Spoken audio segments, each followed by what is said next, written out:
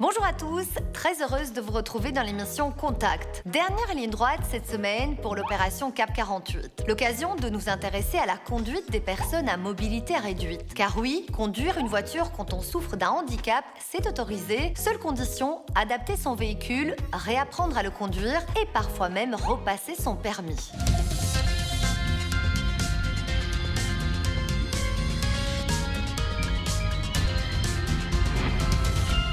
Emmanuel a perdu l'usage de ses jambes il y a 14 ans. Pour lui, comme pour ceux qui ne peuvent plus utiliser une voiture classique, la première adaptation consiste à pouvoir freiner et accélérer avec les mains, le tout sans pédale. Emmanuel, comment ta voiture a été adaptée? Raconte-nous. En premier lieu, c'est les adaptations qui sont fixées sur les pédales pour pouvoir utiliser mes mains, évidemment. Et c'est réglé sur les freins et sur l'accélérateur automatique.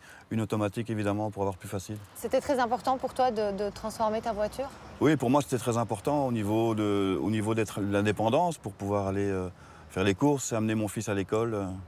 Très important, oui.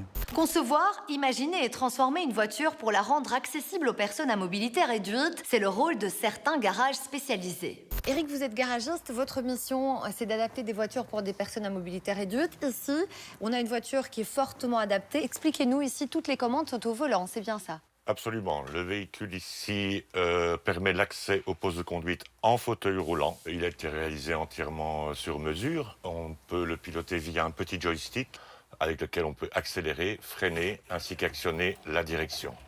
Toutes les commandes auxiliaires au volant ont été déportées sur une poignée, clignoteur, phare, essuie-glace, klaxon. Est-ce que ça prend du temps d'adapter une voiture comme ça? Cela prend 3 à 4 mois de travail en général, oui. Ça coûte cher, une telle transformation? Oui, ça représente une main-d'œuvre importante et du matériel de haute technologie. C'est une adaptation ici qui avoisine les 60 000 €, hors prix du véhicule, bien sûr.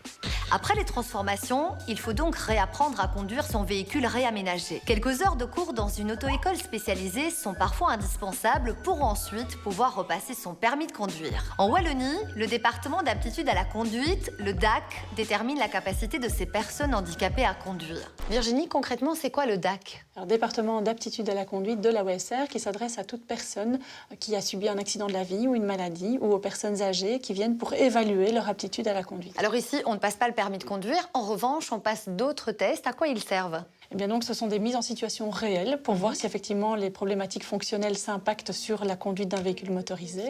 Donc parfois on prend la décision d'une inaptitude, mais la plupart du temps, les personnes repartent avec une aptitude, moyennant éventuellement des adaptations ou des restrictions du mode de conduite, afin de garder l'autonomie un maximum de temps. Un parcours long, coûteux, mais nécessaire. Il améliore clairement le quotidien des personnes handicapées. C'est également la volonté du Code de la route, avec, par exemple, les places réservées aux personnes handicapées. Elles sont beaucoup plus larges pour déployer un fauteuil roulant. Démonstration.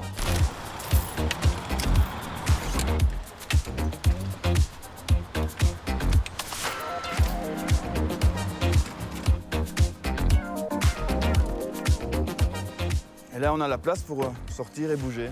Il est donc primordial de respecter ces places. Sinon, vous risquez une amende de 116 €. Autre conseil, évitez de vous garer sur les trottoirs et sur les passages pour piétons. Vous empêchez les personnes en chaise roulante de passer. C'est pas évident les trottoirs parce que beaucoup de gens laissent un peu leur vélo au milieu ou par exemple comme la voiture là, on est obligé de descendre du trottoir et se mettre sur la route, se mettre en danger et pour pouvoir faire le tour du véhicule et se remettre sur le trottoir qui n'est pas accessible vu que la bordure. Donc voilà, c'est très Très embêtant. Et la leçon, c'est de ne pas encombrer les trottoirs. Oui, laisser la place aux gens qui ne savent pas, qui n'ont pas beaucoup de mobilité, quoi.